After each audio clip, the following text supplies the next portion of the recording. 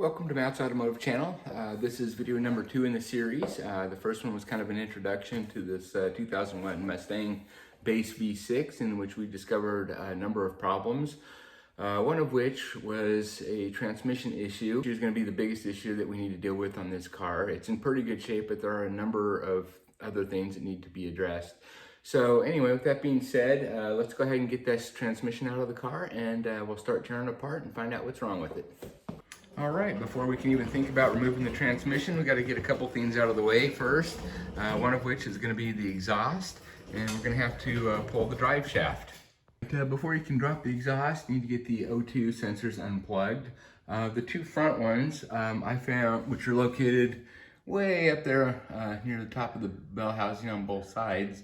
What works best for me is to use a long pliers and a screwdriver, and basically you just pull on the wire with the pliers and use the screwdriver to hit the little tab, to push on the little tab there, and then those come out pretty easy.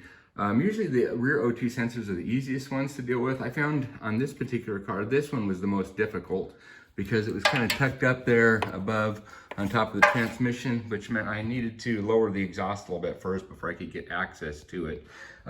One on the other side is pretty easy. It's just right there and plugs in right there.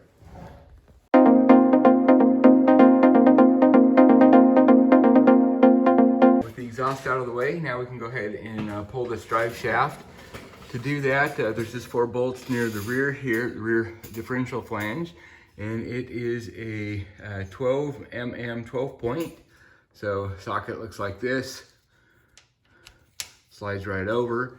And before you pull the drive shaft, it's a good idea to have one of these a set of these transmission plugs, find the right size diameter, so that way when you pull the drive shaft out of the tail shaft here, you can go ahead and plug this sill here, and it'll prevent any the transmission fluid from leaking out. All right, to initially break these loose, you might need a little extension bar to get a little more torque on there.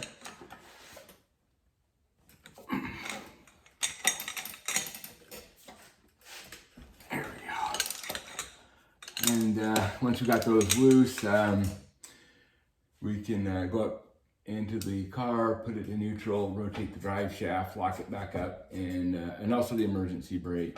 That's what's preventing this rear diff from spinning. And then just put the brake back on it and then do the other 2 bolts. Actually, instead of climbing back up and out of the car to shift the car from park into neutral, probably just a little easier to go ahead and remove the linkage to the shifter, and then we can just manually put it in gear and park and neutral and that sort of thing from right here. All right, so let's just go ahead and put it in neutral from here. 1, that's reverse. 2, that's neutral. Now we can spin the drive shaft and then put it back into park, and the drive shaft locks into place. And then once we have all the drive shaft bolts broken loose, we can just go ahead and undo the remaining threads with an impact.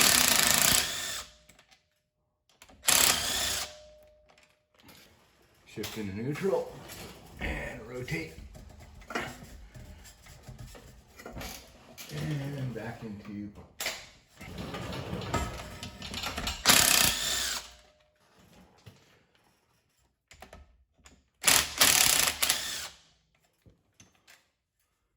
okay. All right, one more quick thing before we go ahead and separate the drive shaft from the pinion flange. Let's mark it, both the drive shaft and the flange, so we can put it back the same way it was put on. I like to put a mark in a couple different places just in case one of them wears off. So I'll put 1 mark there and then 2 marks over here. All right, now we can go ahead and separate it. One more thing before you separate it, make sure that you're ready with your transmission plug, because as soon as you pull that out, it could start leaking a little bit. So to minimize it, have this ready to go. Now that the drive shaft is out, next order of business is to remove all the linkages and all the connectors from the transmission. So we got a connector up here. We got some transmission lines here that go up to the radiator. Those will need to be pulled. And of course we disconnected the shifter linkage here, but we also need to remove it here as well. All right, let's now pull off the remainder of the shifter linkage with these two 10mm bolts.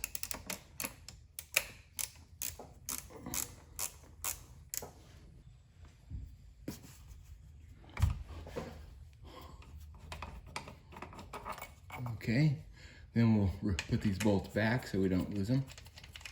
All right, so we got the shifter and shifter linkage disconnected. There's two connectors here, and this is on the driver's side. One large one, and then one smaller one up a little higher. And then over on the passenger side, two connectors. Got this guy. Oh no, not that. That's one of the O2 sensors. So just that one on this side. And now we need to go ahead and pull the transmission coolant lines. All right, so these fittings here are 13mm. So you just need a 13mm flare nut wrench like this, so it can go around the tubing and then on to the nut. Okay, and then have a bucket prepared down below for some line leakage. All right, next we're going to have to go ahead and remove the starter. And I forgot to mention before, disconnect the battery before you start doing this, otherwise you may have an unexpected fireworks show. Just to let you know, for this upper starter bolt, it's a little tricky to get access to, and what worked for me was this type of socket. It's got a swivel on it, and this is a 13mm. I'm using a 1/4 inch drive here because the 3/8 is just too big. But you can see how it, you can kind of swing back toward you, so you can get it on to the nut like so, and then twist it and just get a few turns in there. But you'll need something definitely that can go back a little bit. Another option would probably be to come in from the front with a long extension, but this does work. All right, now with those two bolts out, the starter should be removed. And there we go. Comes right out. Right, now the next thing that we're going to need to do is remove the torque converter bolts, and there's a little access plate here. Actually, it's a little rubber plate that we can just remove. And there's all kinds of stuff on me, but that gives us access to the torque converter, and then we can spin the motor around until the bolts expose themselves and then pull them out from here.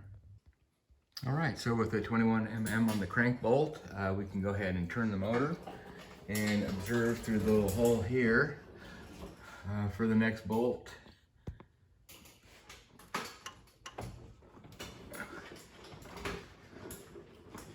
There we are. For the torque converter bolt, now we can go ahead and pull that torque converter bolt off. Okay, and then here's another bracket that we need to remove. Right now, while supporting the transmission, we can go ahead and pull these cross member bolts off here. There's two on each side. And then we'll lower the transmission, the back of it, and then that should give us access to reach the upper bell housing bolts. Okay, now we have the transmission cross member bolts removed, so we can go ahead and start lowering the rear end of the transmission.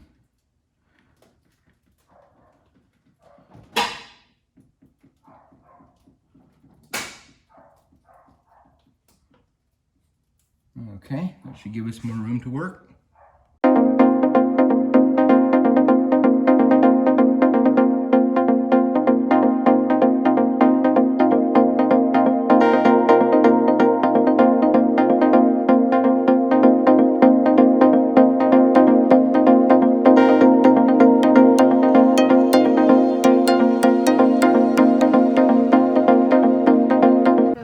Now I'm very curious to take a look at the condition of this remaining seal.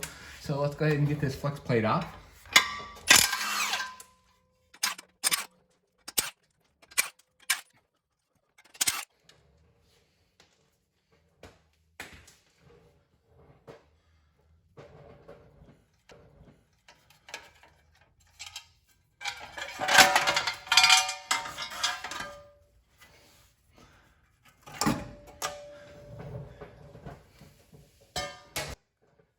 Definitely have a leak there. The shield here, you can tell, just loaded up with oil.